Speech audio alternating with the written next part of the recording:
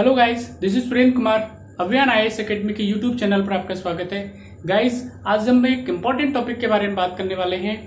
अगर आप में से कोई आईएएस आईपीएस बनना चाहता है या आईएएस आईपीएस की प्रिपरेशन में है तो ये वीडियो आपके लिए बहुत ही इंपॉर्टेंट होने वाली है। गाइस, आज हम बात करने वाले हैं यूपीएससी के बारे में, यूनियन पब्लिक सर्विस कमीशन के बारे में। गाइस, गवर्नमेंट ऑफ इंडिया ने हाल ही में यूपीएससी के चेयरमैन को अपॉइंट किया है, तो इस वजह से ये टॉपिक काफ़ी इंपॉर्टेंट हो जाता है एग्जाम के पॉइंट ऑफ व्यू से। तो गाइस, इस टॉपिक से चाहे यूपीएससी हो या पीसीएस हो या कोई और एग्जाम हो, हर एग्जाम में इसमें से 1 से 2 क्वेश्चन पूछे जाते हैं। तो चलिए गाइस, इसके बारे में बात करते हैं। गाइस, सबसे पहले हम बात करते हैं पब्लिक सर्विस कमीशन के बारे में, यानी कि constitution of India public service commission की बात करता है।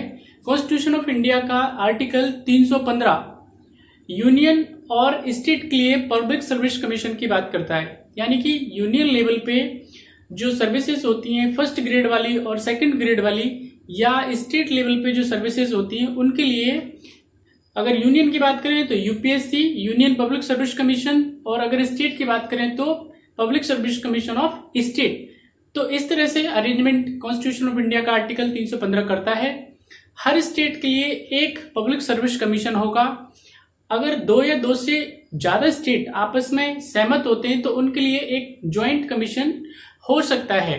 गाइस, हम इसके बाद अगर बात करते हैं चेयरमैन और जो मेंबर हैं उनके अपॉइंटमेंट की, कॉन्स्टिट्यूशन ऑफ इंडिया का आर्टिकल 316 चेयरमैन और जो मेंबर हैं उनके अपॉइंटमेंट के बारे में बात करता है, यानी कि अगर यूपीएससी का जो चेयरमैन है उसको कौन अपॉइंट करेगा और जो स्टेट पीसीएस का जो चेयरमैन है या मेंबर है उनको कौन अपॉइंट करेगा। तो यानी कि अगर यूपीएससी का कोई मेंबर है या चेयरमैन है तो इसे प्रेसिडेंट ऑफ इंडिया अपॉइंट करेंगे, और अगर स्टेट का है तो गवर्नर उनको अपॉइंट करेंगे।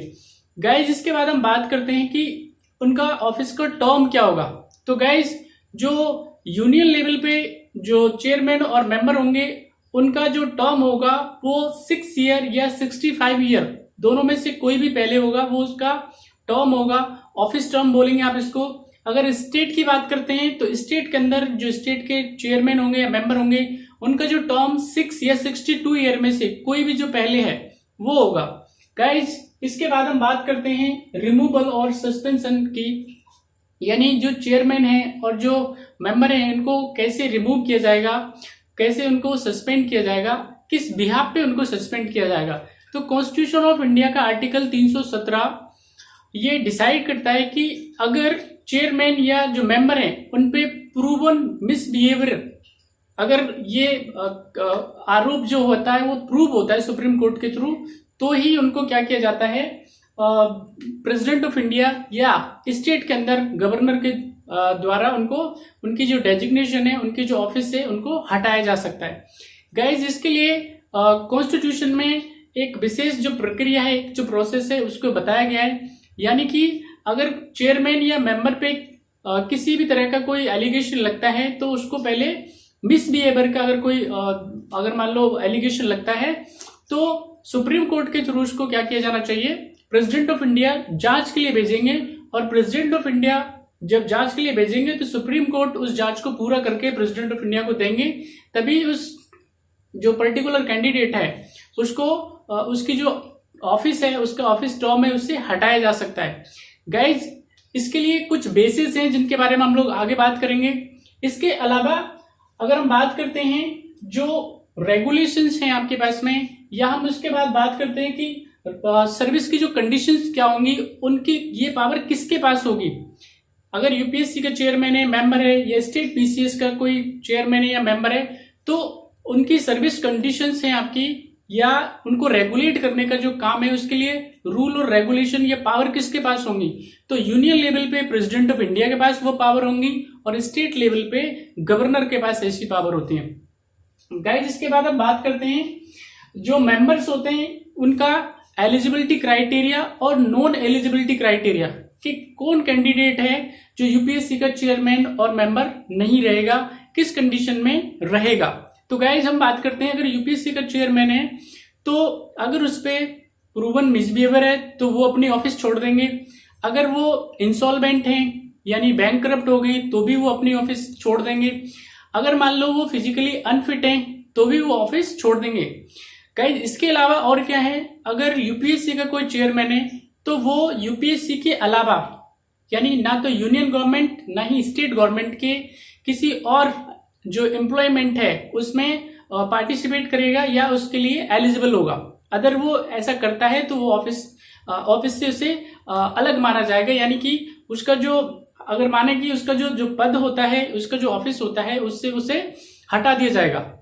गाइस इसके अलावा अगर बात करते हैं, अगर यूपीएससी का कोई मेंबर है तो यूपीएससी का मेंबर स्टेट में उसका स्टेट का जो कमीशन होता है उसका चेयरमैन बन सकता है।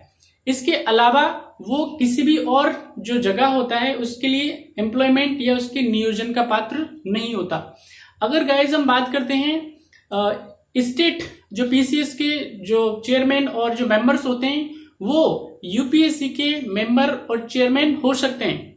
इसके अलावा अगर स्टेट पीसीएस का कोई मेंबर है तो बाकी अदर जो पीसीएस जो सर्विसेज होती हैं उनके अंदर उनका चेयरमैन बन सकता है। गाइज वेरी इंपॉर्टेंट बात यह है कि यूपीएससी और जो बाकी अगर हम बात करते हैं उसके मेंबर्स की तो वो रीअपॉइंटमेंट के लिए एलिजिबल नहीं होते, वापस से पुनर्नियुक्ति के वो पात्र नहीं होते।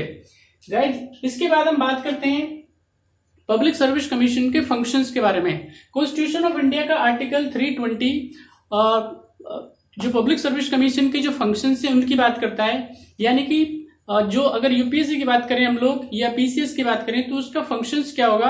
तो गाइज कैंडिडेट को रिक्रूट करना, उनको अपॉइंट करना, उनकी ट्रेनिंग, उनके ट्रांसफर, उनके लिए सर्विस रूल्स बनाना, ये पब्लिक सर्विस कमीशन का काम होता है। गाइज इसके बाद हम बात करते हैं जो पावर्स होती हैं पब्लिक सर्विस कमीशन के को एक्सटेंड करने की, वो किसके पास होती हैं। तो कॉन्स्टिट्यूशन ऑफ इंडिया का आर्टिकल 321 ये पावर जो होती हैं वो यूनियन लेवल पे पार्लियामेंट के अंदर होती हैं और स्टेट लेवल पे असेंबली के अंदर होती हैं।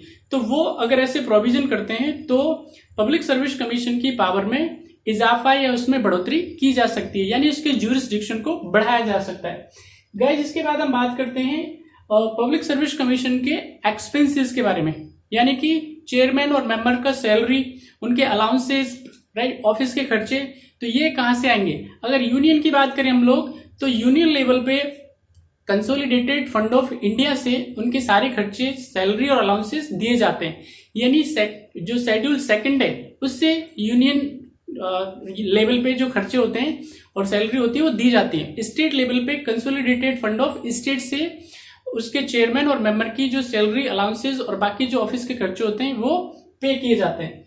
गाइस इसके बाद हम बात करते हैं पब्लिक सर्विस कमीशन की रिपोर्ट्स के बारे में। कॉन्स्टिट्यूशन ऑफ इंडिया का आर्टिकल 323 है, वो रिपोर्ट की बात करता है, यानी यूनियन लेवल पे चेयरमैन जो होगा वो अपनी रिपोर्ट, जो एनुअल रिपोर्ट होती है, वो प्रेसिडेंट ऑफ इंडिया को देगा। और स्टेट लेवल पे अगर हम बात करते हैं तो स्टेट की रिपोर्ट जो है वो गवर्नर को दी जाएगी। और ये दोनों क्या करेंगे, प्रेसिडेंट ऑफ इंडिया दोनों हाउस में, लोकसभा और राज्यसभा में उस रिपोर्ट को रखवाएंगे बारी बारी से।